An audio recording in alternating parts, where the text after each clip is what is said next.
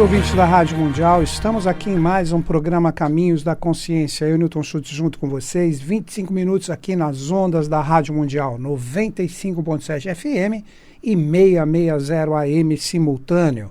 No comando do som, Evaldo, fazendo tudo chegar bacaninho e redondinho para vocês, gravando Jean Lorusso e postando no YouTube, acredito que hoje ou amanhã. Tem muita gente que acompanha o programa somente via YouTube. Para quem está na internet, conectado, pode ser uma boa. Que aí você vê, né, além de ouvir, você vê o clima aqui nas gravações do estúdio, como que se procede tudo aqui. Então basta você entrar no YouTube, ali você pode fazer uma inscrição como se fosse um e-mail, é super simples. Ali você coloca o meu nome, Newton Schultz, vai aparecer uma fotinho preta e branca minha ali. Ali você pode se inscrever no meu canal e sempre que a gente postar alguma coisa, que os meninos têm o meu login, minha senha ali, eles mesmos postam os vídeos, e fora isso eu também coloco algumas outras coisas ali, você pode ficar em sintonia conosco. Então é isso, queridos ouvintes. Vamos agora, né, nos 25 minutos que nós temos, vamos trocar uma ideia sobre iniciação. Vamos tentar colocar aqui o meu ponto de vista particular. Como eu sempre digo, eu não estou representando ninguém, eu sempre cito a Sociedade Brasileira de Eubiose, mas estou aqui, né, colocando as minhas ideias e as minhas reflexões como um livre pensador. Meu programa é absolutamente independente, o programa é meu e tenho autorização da presidência da Sociedade Brasileira de Eubiose para eu falar aqui o que eu bem entender em relação a esses conhecimentos. Então, com isso, eu coloco aqui os meus pontos de vista, as minhas reflexões e vamos juntos trocando ideias sobre esses assuntos. Então, hoje vamos conversar sobre iniciação. Quando a gente fala a palavra iniciação, a gente vê tanta coisa que se fala por aí, né? Ah, que eu sou iniciado nisso, que eu sou iniciado naquilo, etc. Na minha visão, no meu ponto de vista, a iniciação é algo que você conquista através dos seus méritos, através da sua superação, através da sua própria busca e consciência. Ou seja, é um reflexo do que você tem dentro de você, como eu falo em todos os programas aqui, com diversas formas. Então, iniciação não se compra, iniciação não se adquire diploma, iniciação não representa um curso. Iniciação representa uma sintonia que você faz com um ideal maior, normalmente um ideal que procura perpetuar a sabedoria das idades ou uma verdade. E ali, a iniciação ela não tem fim. Iniciação, iniciar ação. Então, seria você na busca como uma pessoa que está com uma sintonia com algo diferenciado, aí você começa a buscar vários caminhos para que eles lhe tragam respostas. Você já está na sua iniciação. Porque quando nós falamos de iniciação, normalmente a gente tem colégios iniciáticos, assim como o Eubiose é um, que quando você entra ali, além da sua iniciação individual, que é você entrando em sintonia com os conhecimentos que ali são passados, aprende determinados cerimoniais, vamos dizer assim, para facilitar, você tem também a iniciação coletiva. E a iniciação coletiva envolve você e todo o meio que você está.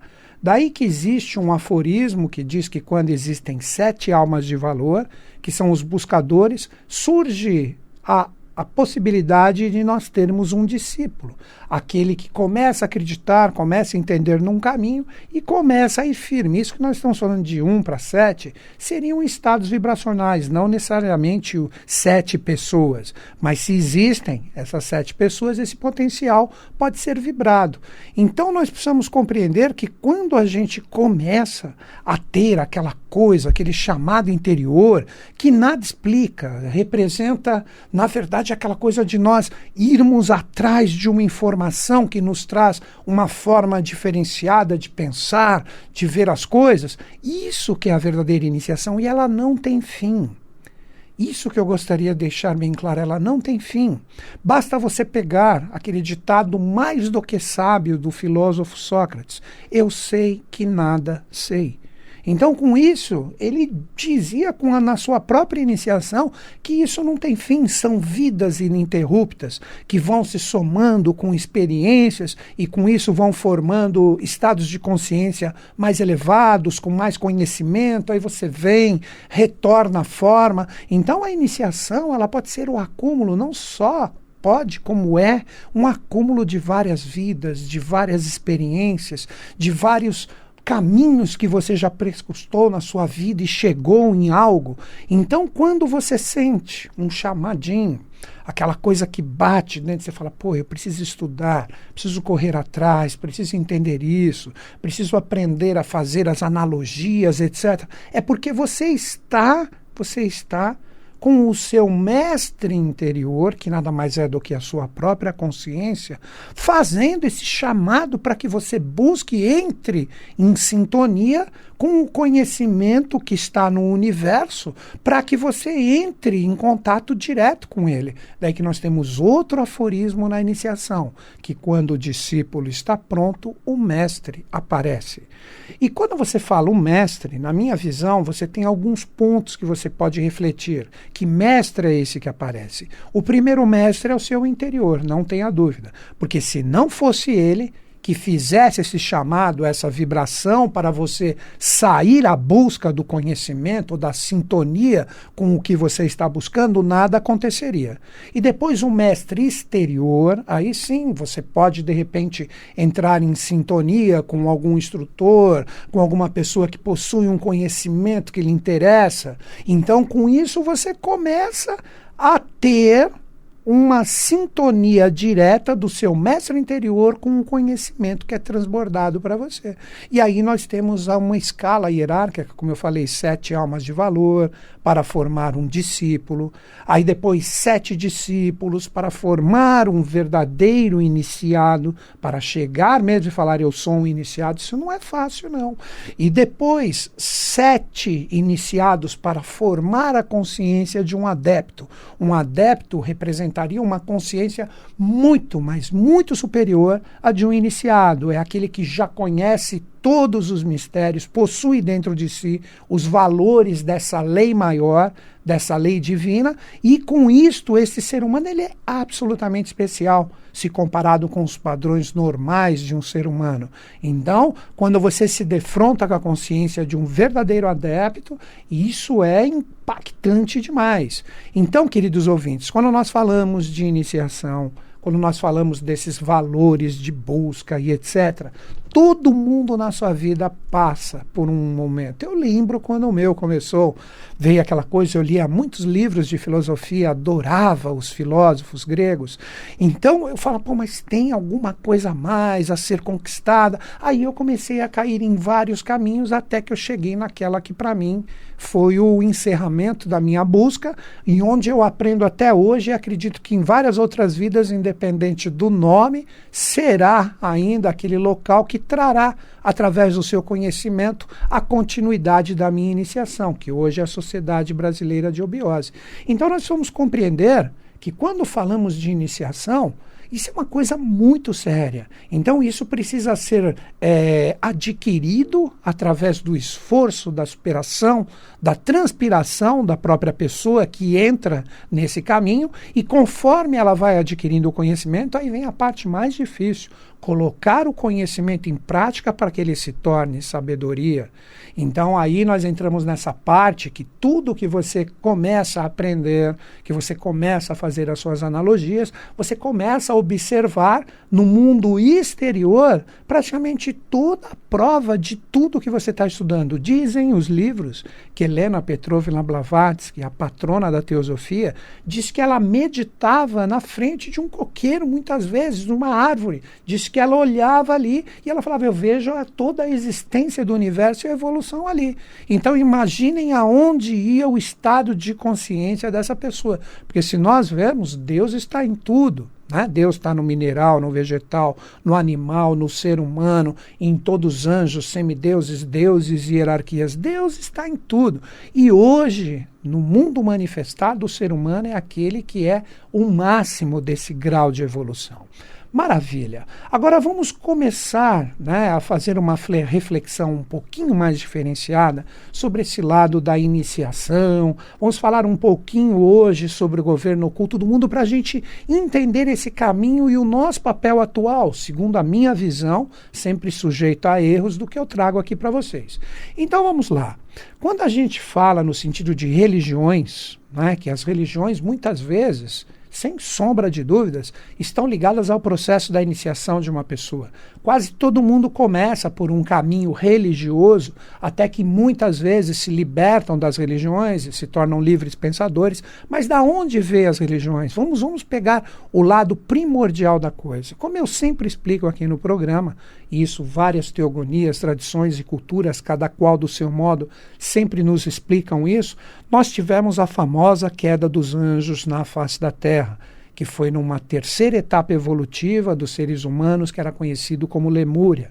Então, quando cai essas hierarquias angélicas aqui na face da Terra, eles, com o tempo, conforme o ser humano foi sutilizando a sua vibração, as consciências desses anjos começam a ter direito de reencarnar em corpos.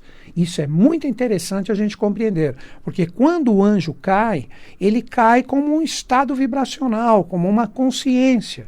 E com isso, a partir do momento que a humanidade sente esse impacto vibracional, onde tudo se polariza, todos os reinos, até o prana, ou a energia vital que nos alimenta através da respiração, ela foi polarizada.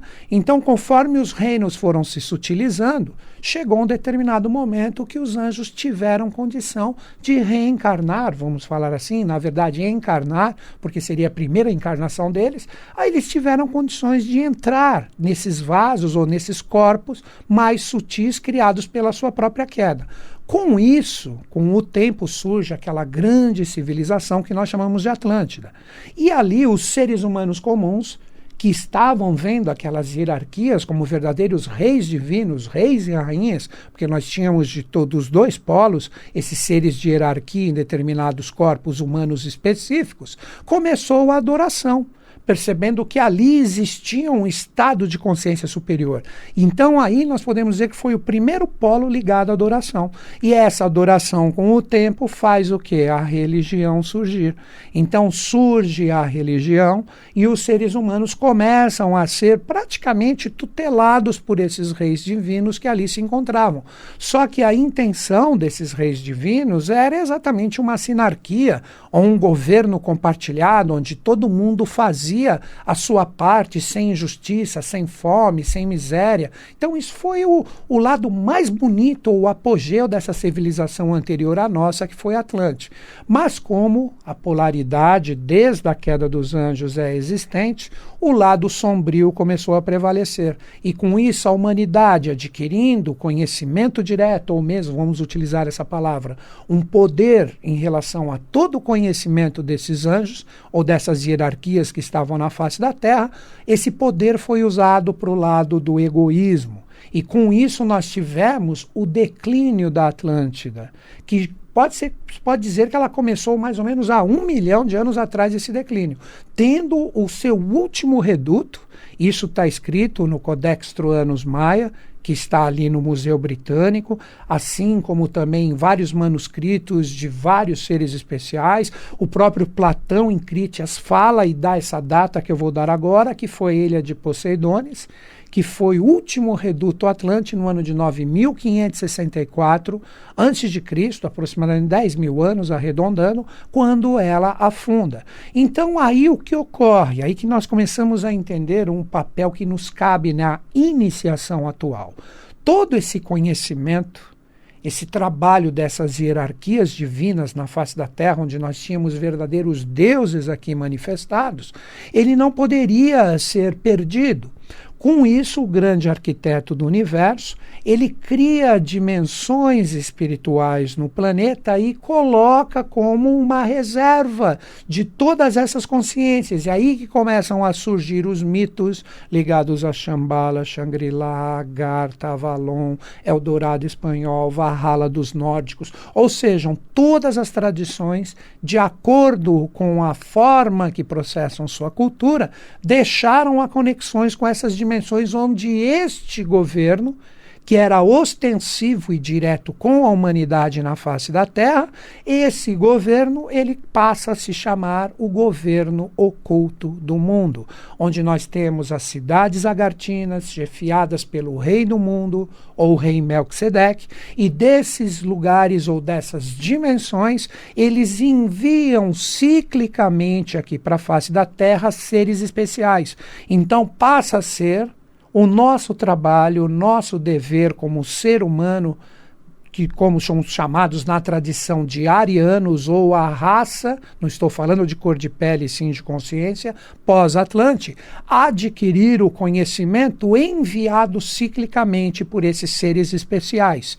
Então, o governo oculto do mundo, através dessas consciências, dessas dimensões, eles vão colocando de acordo com a necessidade cíclica esses seres especiais na face da Terra. Eles são conhecidos como Cristos, como Budas, como avataras, como bodhisattvas, como manus. Manus são condutores de povos, um exemplo bem famoso aqui no Ocidente, Moisés. E também nós temos os yokanãs, ou como foi João Batista em relação ao Cristo, o bodhisattva. Então, esses anunciadores também trabalham ininterruptamente para que quem entrar em sintonia com todo esse processo é porque a iniciação de uma forma diferenciada já começa a ser atiçada dentro da pessoa. Então, gente, quando nós falamos desses seres extremamente especiais, nós estamos falando de seres que vêm trazer esta boa nova, de acordo com o ciclo, porque o verbo sempre se renova, para que a humanidade se aprume com os novos ditames. E muitas vezes, quer ver um exemplo que eu dou para vocês, o exemplo clássico que eu sempre falo em quase todos os meus programas, o próprio Cristo, que veio instaurar na face da Terra todos os valores de uma nova era que no momento dele era a era de peixes, encerrando a era de Áries, da guerra, da espada, da conquista. Então vinha aqueles valores mais amorosos, mais altruístas, mais ligados à valorização do ser humano, que era a própria mensagem de Eshah Ben Pandira, ou o Cristo bíblico que nós conhecemos. Então todos esses seres, eles são enviados do governo oculto do mundo. Todos esses seres são agartinos, são chambalinos, são duatinos. Essas são palavras que são utilizadas na iniciação, que são verdadeiras dimensões muito mais sutis de consciência do que a face da Terra, da onde esses seres são criados. E ali eles são criados, gerados de uma forma especialíssima e introduzidos em locais específicos da face da Terra, que seriam locais aonde o olho do grande arquiteto do universo está observando. E ali ele faz o seu papel para que nós tenhamos todas as renovações do ciclo. Exemplos, queridos ouvintes, quer ver? Eu vou citar exemplos de alguns resgates ligados à civilização atlântica. Cito o Egito, nos seus grandes momentos, nos momentos áureos. Quando o momento Egito ele começa a perder, o Egito ele traz muita, claro, na época, não hoje, ele trazia muito das reminiscências atlantes. Quando nós tivermos praticamente o final decretado de todo aquele império fantástico e maravilhoso do Egito, que representa, junto da Índia, uma das hastes da civilização humana desde os seus primórdios, nós tivemos faraós especialíssimos que resgataram consciências. Quer ver? Vou citar exemplos para vocês. Aproximadamente 1500 a.C., nós tivemos Tutmés III, ou Tutmoses III, casado com Nerebtiti. Este ser fantástico, ele teve 7 filhos, e esses 7 filhos, eles representariam diretamente 7 reis ou 7 consciências da época da Atlântida, que foram resgatadas com o nascimento desses seres, desses 2 faraós. Depois nós tivemos um mais famoso, muito cultuado, inclusive pela maçonaria, Akhenaton, ou também Cunaton, ou também conhecido como Amenófis IV, casado com a famosíssima Nefertiti, isso aproximadamente 1300 a.C., um pouquinho posterior a Tutmés III.